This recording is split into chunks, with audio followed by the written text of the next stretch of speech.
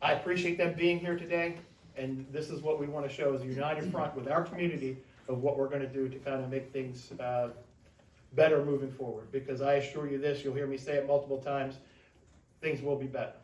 I promise. An overview of tonight before we get into the actual public comment and the feedback. This is what we've been dealing with here over the last several months, more prevalently.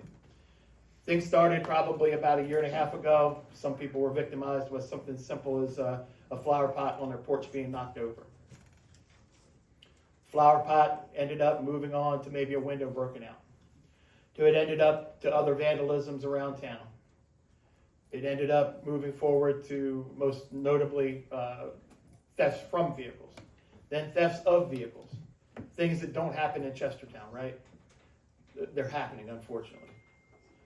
Most recently, over the last 2.5 months, we've unfortunately had things change to much more violent crime. On April 17th, and we're not going to go into specifics, but on April 17th, we did have 3 robberies, took place in about a 90-minute period. One included an assault, a first-degree assault, where a firearm was used.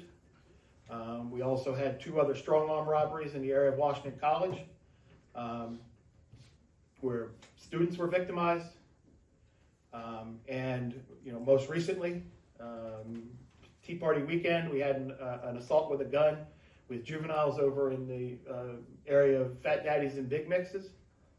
And last night, early this morning, depends on how you want to look at it, right before I went to bed. So this should tell you something. I'm not asleep after midnight, and I like to sleep, but I'm losing sleep over this. Believe me when I tell you, I don't live in this town, but I'm invested in this town, and I say that to say this. At 12:08, I get a text message from one of our officers that said, "Hey Chief, 7-Eleven just got robbed with a knife." Yeah, so needless to say, last night's sleep wasn't all that great. The good part of that is, though, is a very astute officer took the right steps, asked for the help of the sheriff's office and the state police who were in the area, heard the call, they canvassed, they got the information, and literally, as I was walking in this back door at 20 minutes after 5, I got a phone call that said, "Hey, your guy is at such and such and such and such. You might want to check it out." And you know what? That's where he was. And he's off the street now. We charged him this morning with robbery with a deadly weapon, assault first degree, assault second degree, and theft between $100 and $1,500. He committed this crime with a knife. He put the clerk in fear for his life. Is that acceptable? That's not acceptable to anybody in this room, I guarantee it. I don't know most of you. I say that to say this, is that, again, he was taken into custody at 5:30 tonight. So while I thought that was the worst timing in the world to have yet another violent crime on the day of the meeting, how much better does it get the fact that at least we were able to make an arrest? Mr. DeGregory and I have already discussed briefly the case, so we have a good working relationship with his office to communicate almost daily on any matters of mutual concern, as we do with the sheriff's office. It may not be the sheriff directly, depending on what he's got going on, but his command staff and first line supervisors, we all talk regularly. We talk regularly with the narcotics task force. We have a member assigned from the Chestertown Police Department in the task force, as does the sheriff's office has too, the Maryland State Police has too. So I say all that to say this, is that we work together. We're not the biggest, but we're pretty good. And I just want people to know that we know what's going on. We've increased foot patrol. We've tried to get people out of the office more, get them on the streets, help them be seen. We do tons and tons and tons of community interaction. And really that's to help break down bridges or break down walls and build bridges with the community to say, hey, the police aren't bad, because we're not. But in the elementary school, when you start with a 4-year-old in pre-K and they see the police at school every day,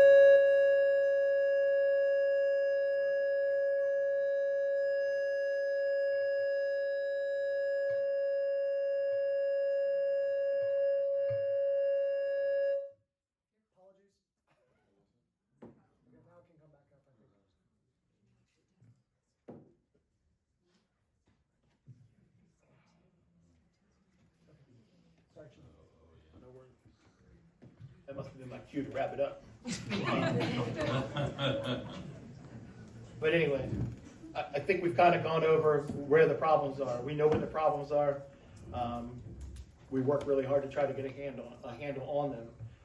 This is not going to be a situation where that I place blame or we place blame on anybody, but I can assure you this, is that it's probably a fraction of the percentage of our citizens and visitors that are causing easily the bulk majority of the problems. There's great kids, there's great adults, there's lots of fine people in Chestertown. If that wasn't the case, I wouldn't still be here. But it's this little bit that's causing this much trouble. And my goal is to work together and see what we can do moving forward. I make no bones about the fact that the juvenile justice reforms of 2022 they have been a very big hindrance to law enforcement. I've never, ever in my life been involved with, seen anybody brutalize anyone, violate anybody's constitutional rights, anything of that nature. So I'm very much supportive of that. You are, in fact, innocent until proven guilty. But when you cannot, and a lot of people may be surprised by this, but I've said this multiple times, you cannot now, by law,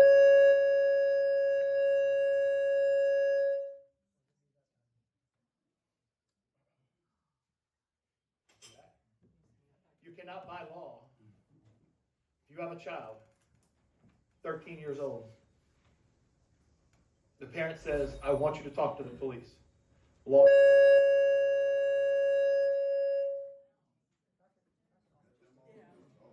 Yeah, the law says that you cannot, as a parent, as a guardian, as a custodian of a child, you cannot give the police the authority to talk to your child.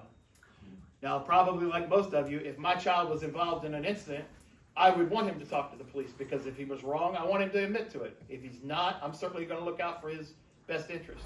But the state legislature has taken away your ability as a parent or a guardian to give your child permission to talk to law enforcement. You have to call a toll-free number if they don't have a private attorney readily available. You have to call a toll-free number that's staffed by 24/7 by members of the Public Defender's Office and other attorneys. And every time we've used that, and I would say probably most law enforcement agencies in the state, no, you're not going to talk to my client. I get it. That's fine. But this is what it's done. It's led us to the point to where kids know that they have to be 13 or above to be charged with most crimes. When this law first went into effect, we would stop and talk to a kid, and it might not even be anything negative. We'd stop and talk to a kid, and they'd say, you can't talk to me, I'm 12. They got a full beard and a mustache, but they're 12. So the public is educated. The criminal element is educated. So that's just one of several battles that we're fighting. But we're not using that as an excuse. We're using it as a temporary setback, and we find ways to move forward legally, both from a criminal standpoint and also from a constitutional standpoint. With that said, before I open it up to public comment, I do want to say that some of the ideas and things that we have to work together, and it's been broadcast many times, but it's as simple as see something, say something. Nobody wants to be a narc. Nobody wants to be a snitch. Nobody wants to be threatened or intimidated for making a report or for calling somebody out. But it takes all of us. We are a small police department. When we're fully staffed, there's 12 of us sworn that includes me. And just as recently as yesterday, I was out running around with other Chestertown officers, sheriff's office, and the state police, tracking down 2 shoplifters from Walgreens that made their way to Dollar General to shoplift. I was lucky enough to be the one that walked in, called them in the act. Both young ladies had warrants. One had 2 warrants, one had 1 warrant. They had stolen property in their possession. And oh, by the way, one had a crack pipe in their pocket. So we all are working on the street. And what I hope to bring out of this tonight is to encourage you to do the same. Don't get involved from the standpoint of trying to interrupt or try to break up a fight or interrupt a robbery or something of that nature, but just try to take note. Call the police when necessary. If you need us, we are here. We sometimes may be a little bit delayed because of staffing and because of calls for service, but we've got a great working relationship with Sheriff Hickman again and his folks, and they're there to take up any slack that we may have that comes our way. And just today, this morning, during the overnight hours, I know they picked up at least one, maybe two calls for us because we were busy. So I want to encourage communication. I want to encourage cooperation. That we talk, we discuss things. My hope is that this crime spree will come to an end. It will come to an end, but that we can continue these kind of conversations as needed, or somewhat regularly, just to exchange information and ideas, and to let one another know that we've got each other's back, so to speak. Because again, there's no way 12 people, or even with the sheriff's staffing, that we can take care of the 5,700 people that live here without a little bit of help. And that's what I beg of you, to consider that, to consider the opportunities to help your neighbor, help yourself. We could say little things like lock your doors. I know many people say, I don't have to lock my door here in Chestertown. I disagree. Just because you lock your door doesn't mean it's not safe, but over Tea Party weekend, I think we had a total of 9 cars broken into. Several of them were unlocked. One had a window broken out. A couple of others got broken into with a screwdriver or another tool. So it's not impossible to be a victim even because you lock your door or you take your valuables out of sight, but it's important you do all you can. We encourage things like Ring doorbell cameras and things of that nature. They're fantastic. They're cheap and they're worth their weight in gold. And then some. If you feel like doing that, it's not like you're boarding your house up. It's just a matter of taking extra steps to help you. It was brought to my attention recently, and it's a good point that I'd actually forgotten, but when you're talking about something as simple as your key ring with your car keys on it, it's a good idea, if you can, to take the house key off of the key ring. So you have the key ring for the car, you have the key ring for the house. A little bit inconvenient. If you were me, you'd lose it because I lose my keys all the time. But if, God forbid, somebody were to get a hold of your car keys, they wouldn't have access to your house as well. Sometimes people don't think about that, but it is important. So it's little things like that that can prevent big things like what we're going through right now. I will say that we do know that a bulk of what we're dealing with, though what I'm getting ready to tell you will be contradictory to that, a bulk of what we're dealing with is in fact youth of the area. Not just the youth of Chestertown, there's youth of the area, northern Queen Anne's County and other areas in Kent County. But what I'm going to tell you is that I told you about the robbery, and the suspect is 25 years old there with an extensive history of criminal activity. We had a 16-year-old male that was charged as an adult in the assault over at Big Mix's on Tea Party weekend on that Saturday. We did make an arrest of a 32-year-old male in one of the 2 Washington College robberies.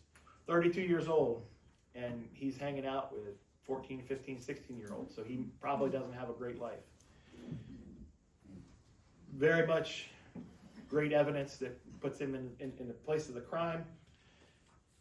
Search warrant was done after the arrest, and guess what he had? He had 2 guns in his possession. Yeah, so we've gotten 4 guns in the last 3 months. So we don't say it to scare you, we say it to let you know that it's here. And that's where we come in. That's what our job is to be on the front line to protect everybody of that. So while things are rough and rocky a little bit right now, we're going to get through it, and we're going to get through it together.